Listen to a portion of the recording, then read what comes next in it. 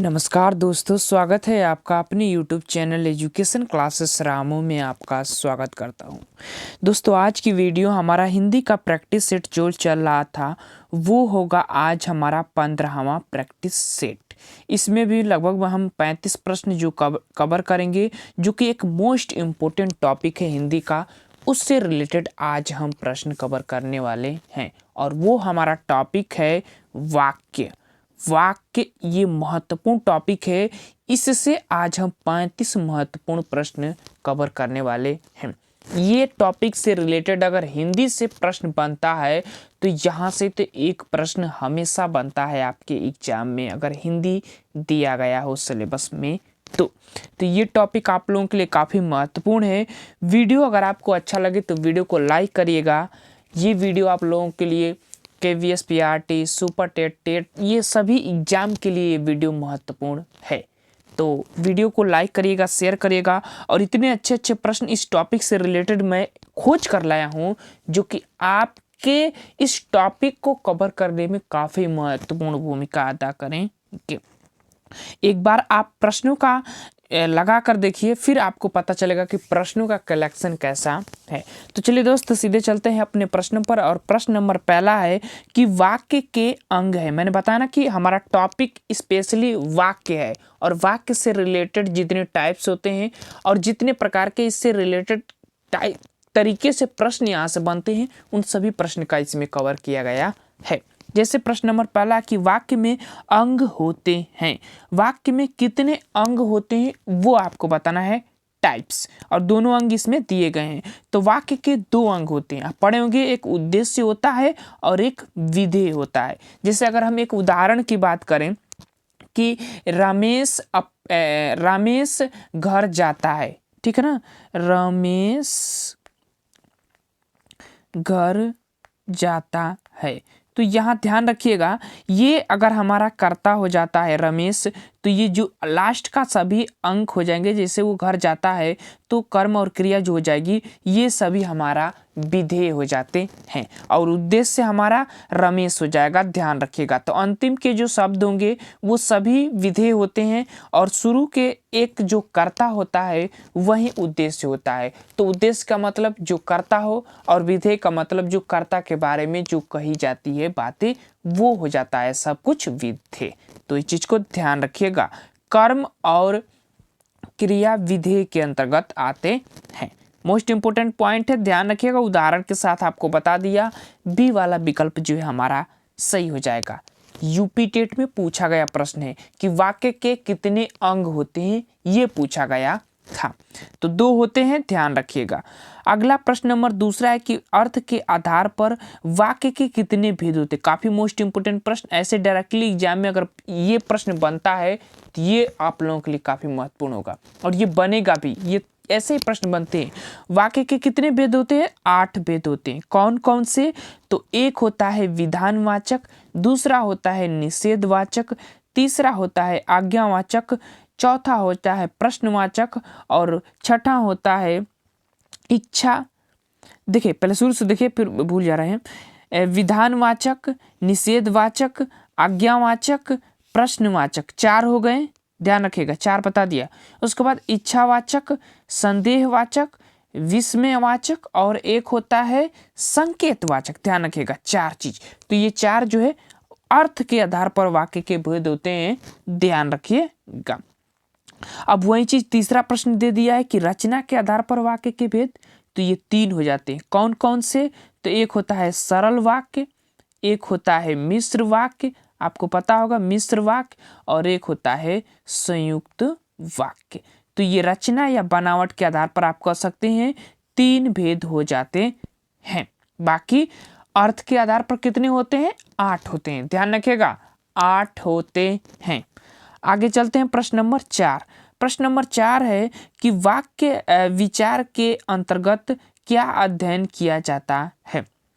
वाक्य विचार के अंतर्गत क्या अध्ययन किया जाता है? ऑप्शन ए है शब्दकोश, ऑप्शन बी है वर्णों का, ऑप्शन सी है वाक्यों का, और ऑप्शन डी है ए और बी दोनों का।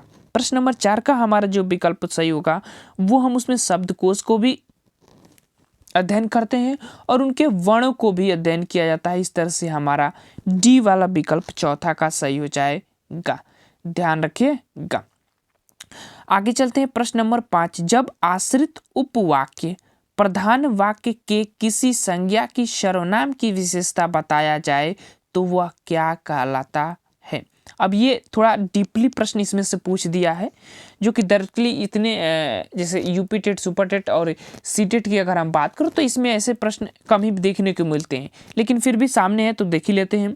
जब आश्रित उपवाक्य प्रधान वाक्य के किसी संज्ञा की सर्वनाम की विशेषता बताए तो उसको हम क्या कहते हैं। पांचवा प्रश्न कह रहा है उसको हम विशेषण उपवाक्य कहेंगे। अब यहाँ पर ये शब्द से आप जोड़ लेंगे कि विशेषता बताए तो उसको हम विशेषण उपवाक्य कहते हैं। बी वाला विकल्प सही हो जाएगा। प्रश्न नंबर 6वां, वाह कितना सुंदर दृश्य है। अब ये पूछ रहा है इसमें से कि कौन सा जो है वाक्य के अर्थ के आधार पर भेद के अंतर्गत आने वाले जो प्रकार है उसके अंतर्गत इसमें से कौन सा वाक्य आएगा। जैसे वाह कितना सुंदर दृश्य, तो वाह का मतलब विस्मय, और विस्मय हमारा पहला ऑप्शन में ही है, तो ए वाला विकल्प हमारा सही हो जाएगा। ध्यान रखिएगा, वाक्य का अर्थ के आधार पर 8 भेद होते हैं, जिसमें से 4 ऑप्शन में आपको दिए गए हैं, उसी में से आपका प्रश्न के अकॉर्डिंग उत्तर मारना था। मैंने टाइप्स भी बता दिया, ध्यान रखिएगा। प्रश्न नंबर 7 था कि निम्नलिखित में से मिश्र वाक्य है, इसमें से कौन सा मिश्र वाक्य है। अब मिश्र वाक्य किसे कहते हैं, अब ध्यान रखिएगा, एक कर्ता हो उसके साथ कई उपवाक्य जुड़े हों, उसी वाक्य को हम मिश्र वाक्य कहते हैं। परिभाषा मैंने बता दिया, प्रश्न आपको उत्तर मारना है।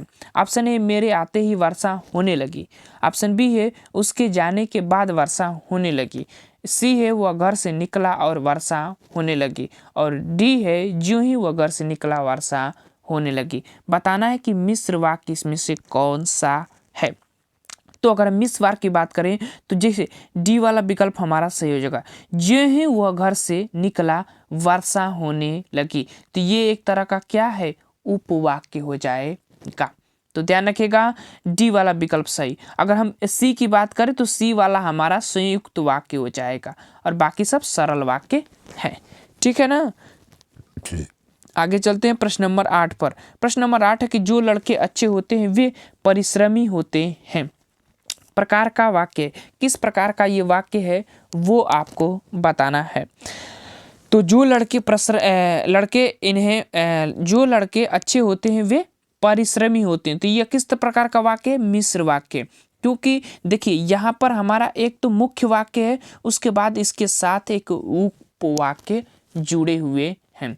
तो जब देखिए जब एक मुख्य वाक्य के साथ जो कई उपवाक्य जुड़े होते हैं या एक भी उपवाक्य जुड़ा होता है तो वो मिश्र वाक्य के अंतर्गत आते हैं। ध्यान रखिएगा, अभी हम संयुक्त वाक्य की बात करेंगे तो कैसे जो वाक्य होंगे वो संयुक्त वाक्य के अंतर्गत आएंगे। धीरे धीरे आप प्रश्न देखिए, उससे भी रिलेटेड प्रश्न आपको देखने को मिलेगा। छी छी कितनी गंदगी है, कैसा वाक्य है, विस्मयादि वाचक वाक्य के अंतर्गत आएगा। मैंने अभी ऐसे रिलेटेड ऊपर एक प्रश्न किए थे, ध्यान रखिएगा। तो इसमें कोई ज़्यादा वो सोचने की ज़रूरत नहीं है। प्रश्न नंबर 10 पर आ जाते हैं। जब आश्रित उपवाक्य, यहाँ ध्यान रखिएगा, जब आश्रित उपवाक्य प्रधान वाक्य की क्रिया की विशेषता बताते हैं तो वे कहलाते हैं, क्या कहलाते हैं, जब वो आश्रित उपवाक्य जो प्रधान वाक्य की क्रिया की विशेषता बताते हैं। अब यहाँ पर पॉइंट ध्यान रखिएगा, क्रिया की विशेषता बता रहे हैं तो कौन सा, क्रिया विशेषण उपवाक्य। अभी इससे ऊपर वाले प्रश्न किए थे उसमें हमें विशेषण उपवाक्य था, लेकिन यहाँ पर क्रिया की विशेषता तो क्रिया विशेषण उपवाक्य। सी वाला विकल्प आपका सही हो जाएगा। चलिए प्रश्न नंबर 11 है कि निम्नलिखित वाक्यों में से कौन सा मिश्र वाक्य है। मैंने बताया कि एक मुख्य वाक्य होगा उसके साथ कई उपवाक्य होंगे। ध्यान रखिएगा, ऑप्शन ए है मालिक जानता है कि नौकर ईमानदार है, ऑप्शन पहला कह रहा है। दूसरा ऑप्शन है चोर को देखकर पुलिस पकड़ने के लिए दौड़ा, पुलिस पकड़ने के लिए दौड़ा। ऑप्शन सी है मोहन खाना खाकर चला गया। अब इसमें से आपको बताना है डी वाला ए और बी दोनों है, हमारा विकल्प जो सही होगा वो होगा, देखिए मैंने बताया ना कि ऑप्शन नंबर ए वाला विकल्प सही हो जाएगा। ध्यान से पढ़िए, मालिक जानता है कि नौकर ईमानदार है। तो हमारा कौन सा वाक्य, ए वाला विकल्प जो है सही हो जाएगा। एक देखिए ये हमारा मुख्य वाक्य है, उसके बाद ये इसके साथ एक जुड़ा हुआ उपवाक्य है। तो ये चीज़ को ध्यान रखिएगा, आप जब भी मिश्र वाक्य और सरल वाक्य में पकड़िएगा। तो जैसे अभी हम सरल और संयुक्त वाक्य से भी रिलेटेड, ये जो है आपका एक तरह का सरल वाक्य हो जाता है। तो ध्यान रखिएगा, हमारा ए वाला विकल्प 11 का सही हो जाएगा। आगे चलते हैं, प्रश्न नंबर 12 कि जो लोग सच बोलते हैं वे महान होते हैं। ये भी किस प्रकार का वाक्य है, ऑप्शन आपको दिखाते हैं। ये भी वही वाक्य होगा, मिश्र वाक्य होगा। ध्यान रखिएगा, प्रश्न नंबर 14 का देखिए, पहले यहाँ पर आ जाते हैं। कौन सा प्रश्न, जो लोग सच बोलते हैं वे महान होते हैं। अब यहाँ पर देखिए कुछ पॉइंट को ध्यान रखिए, वे लोग सच बोलते हैं वे महान होते हैं। चलिए अब आपके सामने हम विकल्प लाते हैं। प्रश्न नंबर 12 है ना, 12 का। अब यहाँ पर विकल्प वही है, सरल वाक्य, संयुक्त वाक्य, मिश्र वाक्य, संकेत वाचक, ये तो होगा नहीं। ये हमारा जो विकल्प सही होगा, ये हमारा सी वाला विकल्प मिश्र वाक्य होगा, क्योंकि एक तो मुख्य वाक्य है, उसके साथ एक उपवाक्य है।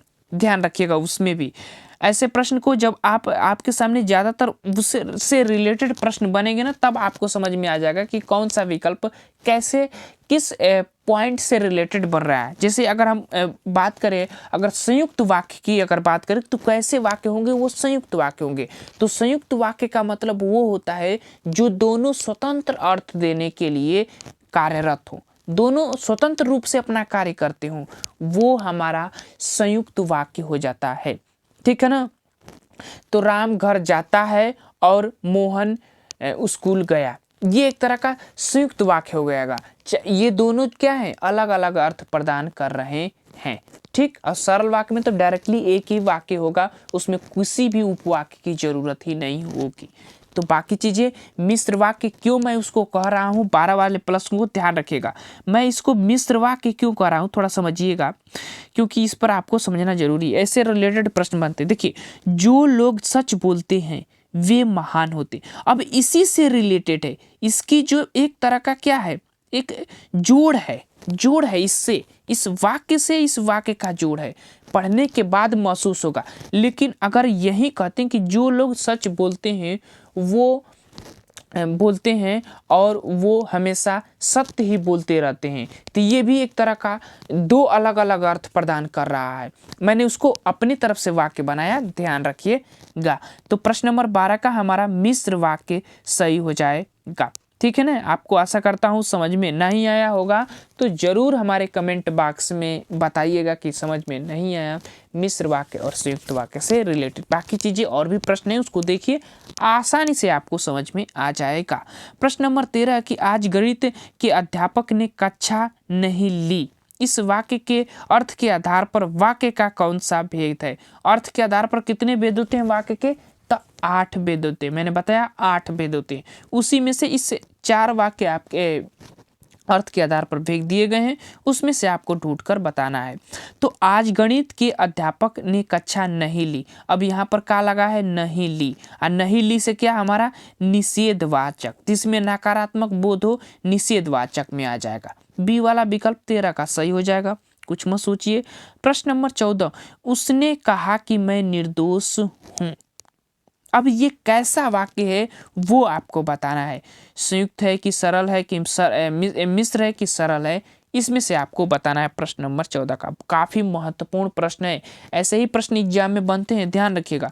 उसने कहा कि मैं निर्दोष हूँ, अब यहाँ पर देखिए दो अर्थ तो उत्पन्न हो नहीं रहा है, लेकिन एक से दूसरा जुड़ा है। और जब एक वाक्य से कब कई उपवाक्य, चाहे एक हो चाहे दो हो, चाहे कई उपवाक्य जुड़े हुए, तो उसको हम मिश्र वाक्य कहते हैं। ये पॉइंट ध्यान रखिएगा। बी वाला विकल्प आपका सही हो जाएगा। प्रश्न नंबर 15 है कि क्या तुम खाना खा लिए, क्या तुम खाना खा लिए, किस प्रकार का वाक्य का ये भेद है। तो क्या लगा, तो इससे ही पता चल गया कि ये क्या है, प्रश्नवाचक वाक्य। बी वाला विकल्प सही हो जाएगा। वाक्य के अर्थ के आधार पर भेद कितने होते हैं, 8, उसी के आधार पर वो प्रश्न पूछा गया था।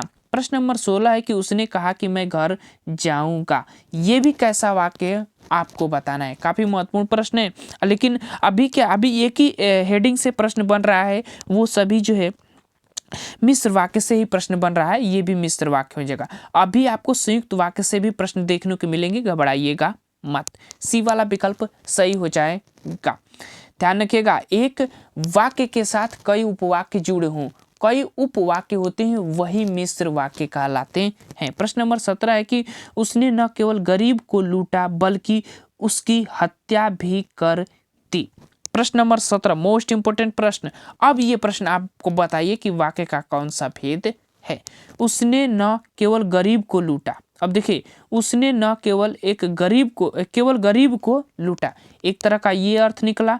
उसके बाद बल्कि उसकी हत्या भी कर दी, अब एक तरह का ये अर्थ उत्पन्न कर रहा है कि उसकी हत्या भी कर दी। तो ये तरह से क्या हुआ कि दो वाक्य हमारे पास हो गए। अब उपवाक्य इसमें नहीं है, ध्यान रखिएगा। अब ये दो तरह का वाक्य हो गए, इनके बीच में बल्कि लगा होता है और लगा होता है, ऐसे कई जो है कंजक्शन लगे होते हैं जो एक दूसरे को अलग करने का कार्य करते हैं, मतलब जोड़ते हैं ऐसे, तो मतलब दोनों को अलग करने का कार्य करते हैं, दोनों को अर्थ अलग प्रदान करने में सहायता करते हैं।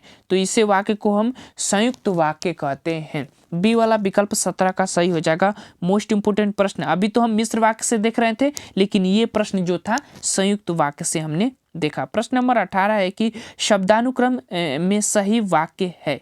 शब्दानुक्रम में सही वाक्य कौन सा है वो आपको बताना है। प्रश्न नंबर 18 का ऑप्शन ए है वह गरीब आदमी था, ऑप्शन बी था वह गरीब आदमी, ऑप्शन सी वो आदमी गरीब था, और ऑप्शन डी गरीब था वह। ये तो हो नहीं सकता, ये तो दो नहीं। अब दो ऑप्शन में आपको ढूंढना है कि कौन सा शब्दों का सही क्रम है वाक्य में।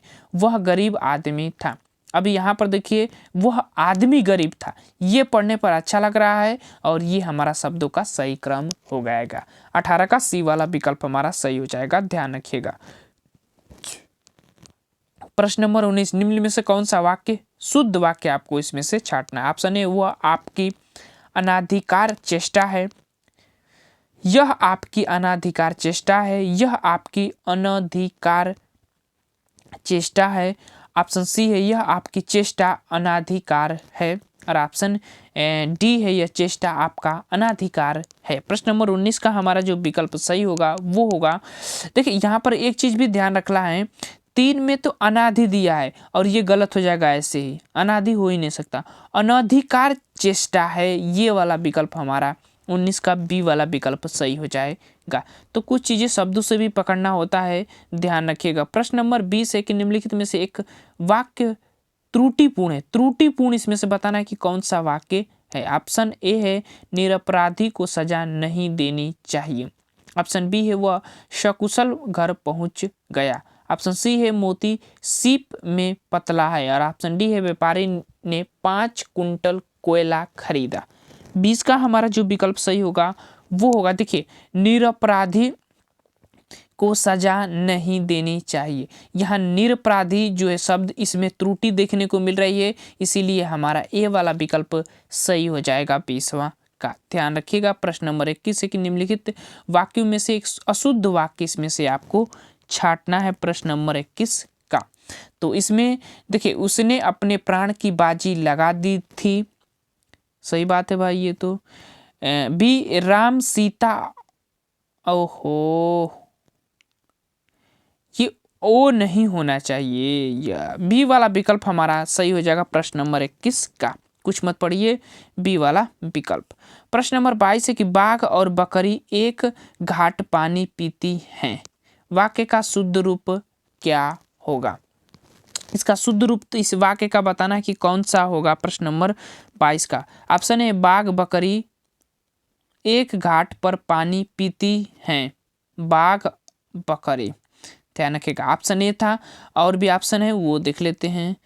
बाघ और बकरी एक घाट पर पानी पीते हैं, अब देखिए ये चीज सही है, पीते हैं शब्द सही है, पीती नहीं हो सकता, पीती तीनों में ऑप्शन में दिया गया है।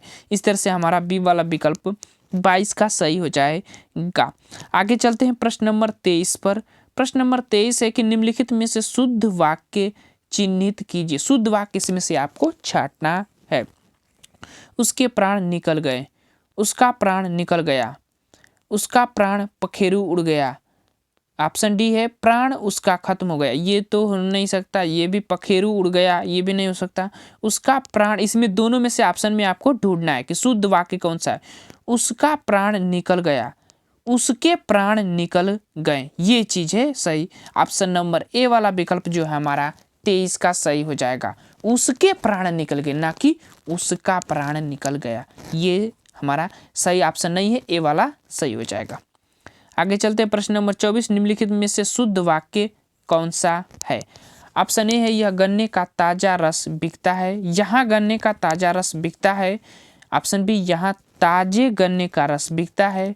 सी ताजा गन्ने का रस यहाँ बिकता है। और डी ताजी गन्ने का रस यहाँ बिकती है। प्रश्न नंबर 24 का जो हमारा विकल्प सही होगा, पहले मिलाइए, ताजी ये तो हो नहीं सकता, ताजा गन्ने का रस, ये ताजा पहले आ गया इसलिए गलत हो जाएगा। दो ऑप्शन में से आपको ढूंढना है, ताकि थोड़े बहुत अंतर दिए गए हैं जिससे आपको पकड़ना है। यहाँ गन्ने का रस, गन्ने का ताजा रस बिकता है, यहाँ ताजे गन्ने, ये बी वाला ऑप्शन गलत हो जाएगा, ए वाला विकल्प हमारा सही हो जाएगा। पढ़ने से आपको पता चलेगा कि कौन सा विकल्प जो है एक तरह का शुद्ध वाक्य प्रस्तुत कर रहा है और कौन सा विकल्प आपका अशुद्ध वाक्य प्रस्तुत कर रहा है, वो पढ़ने से आपको पता चलेगा। निम्नलिखित में से कौन सा वाक्य शुद्ध इसमें से बताना है।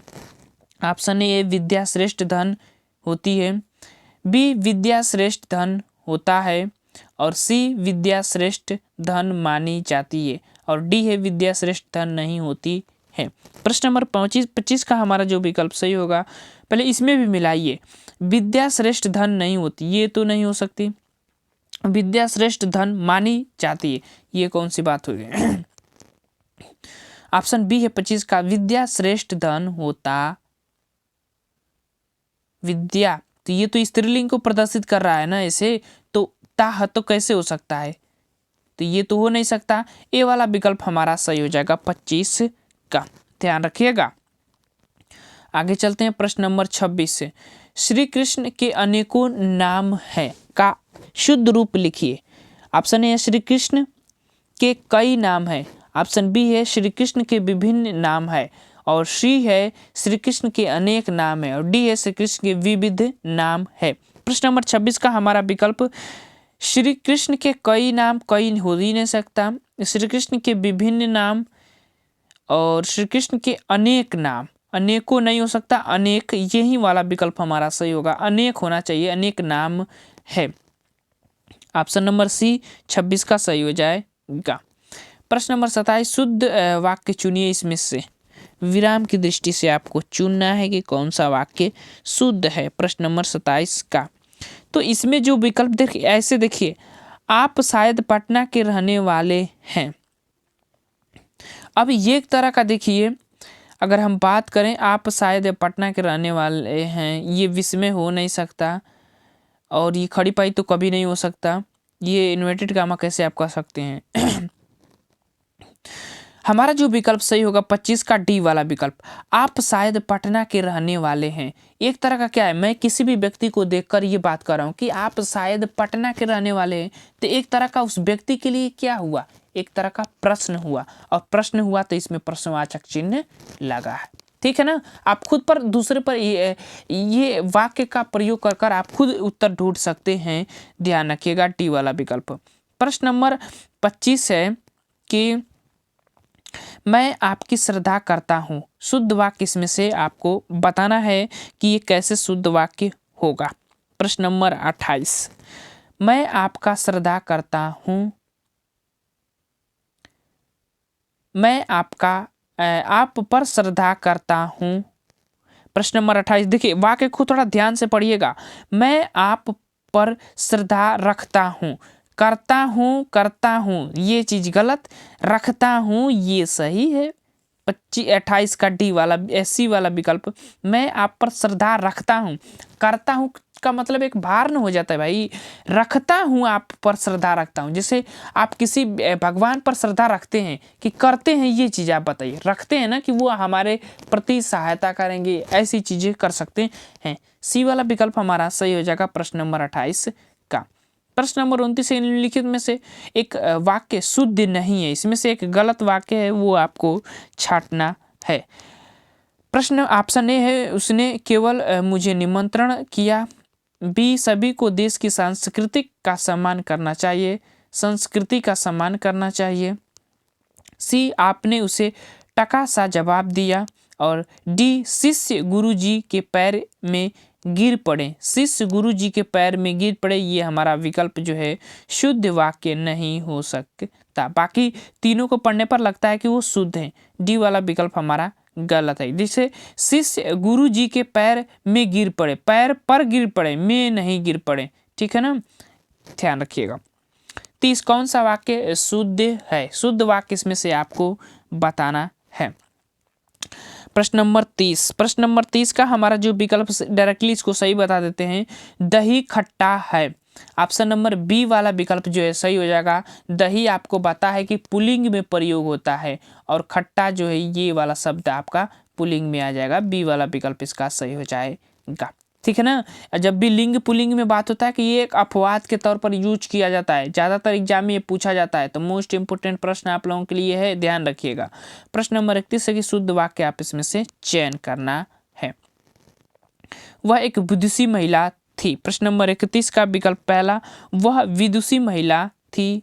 देखिए, वह विदुषी महिला थी, वह विदुषी महिला थी, शुद्ध वाक्य का आपको चयन करना है। वह विदुषी महिला थी, वह एक विद्वान महिला थी। देखिए यहाँ पर जो एक चीज़ है थी, तो ये वह लगा दिया है, ये गलत किया है। ऐसे में ये हमारा ऑप्शन गलत हो जाएगा। तीनों ऑप्शन नंबर ए वाला विकल्प सही हो जाएगा, ध्यान रखिएगा। आगे चलते हैं। प्रश्न नंबर 32, निम्नलिखित में से कौन सा वाक्य शुद्ध है? शुद्ध वाक्य इसमें से आपको छांटना है प्रश्न नंबर 32 का। तो देखिए, इसका अगर हम विकल्प की डायरेक्टली बात करें तो प्रत्येक को प्रमाण की आवश्यकता नहीं होती, प्रत्यक्ष को प्रमाण की आवश्यकता नहीं होती है। शुद्ध वाक्य आपको बताना है प्रत्यक्ष के प्रमाण की, ये तो ऐसे ही पढ़ने पर ही गलत लग रहा है। प्रत्यक्ष को प्रमाण में आवश्यकता नहीं होती, ये को में कैसे हो सकता है जी? प्रत्यक्ष को प्राण में ये कैसे हो सकता है? में का शब्द यूज ही नहीं करना चाहिए यहाँ पर। अब देखिए, प्रत्यक्ष को प्रमाण की आवश्यकता नहीं होती, ये सी वाला विकल्प हमारा सही हो जाएगा। बेस्ट ऑप्शन यही था, सही शुद्ध वाक्य आपको छांटना ही था। 33, सुसंगत शब्द प्रयोग में कौन सा वाक्य सर्वाधिक उपयुक्त है? प्रश्न नंबर 33 का कौन सा वाक्य है? तो वो हमारा डायरेक्टली वाक्य दिखते हैं, दुष्ट को सजा मिलनी चाहिए और अपराधी को सजा मिलनी चाहिए। ऑप्शन नंबर बी वाला विकल्प हमारा उपयुक्त वाक्य सुसंगत के आधार पर शब्द प्रयोग में सर्वाधिक उपयुक्त किया जाता है। इसमें अगर हम बात करें इन चारों विकल्पों में, तो बी वाला विकल्प हमारा सही हो जाएगा 33 का। प्रश्न नंबर 34, इसमें से निम्नलिखित में से शुद्ध वाक्य आपको बताना है। तो मुझे भारी दुख हुआ, मैंने कपड़े पहने हैं, मेरे प्राण संकट में है। तो शुद्ध वाक्य ये है, सी वाला विकल्प ही मिल रहा है कि मेरे प्राण संकट में हैं, ध्यान रखिएगा। सी वाला विकल्प इसका सही हो जाएगा। प्रश्न नंबर 35 है कि शुद्ध वाक्य का चयन करें। शुद्ध वाक्य इसमें से आपको बताना है 35 का। शुद्ध वाक्य की बात करें तो मुझे संतोष हो गया, ये जो है बी वाला विकल्प सही हो जाएगा, क्योंकि उन्हें मुस्कुरा दिया, उन्होंने मुस्कुरा दिया, ये शुद्ध वाक्य नहीं है। ऑप्शन दर्शन गुणों से अनुरोध हो, दर्शक गुणों से अनुरोध, ये भी आपका शुद्ध वाक्य नहीं। घड़ी में कितना बजा है, कितने बजे हैं, ये होने चाहिए, बजा है थोड़ी नहीं होना चाहिए। तो बी वाला विकल्प हमारा सही हो जाएगा 35 का। तो ये थे वाक्य के महत्वपूर्ण प्रश्न जो मैंने आपको इस वीडियो में करा दिया। वीडियो आपको कैसा लगा जरूर बताइएगा। चलिए दोस्त चलते हैं, चलते चलते वीडियो को समाप्त करते हैं। Thank you for watching this video.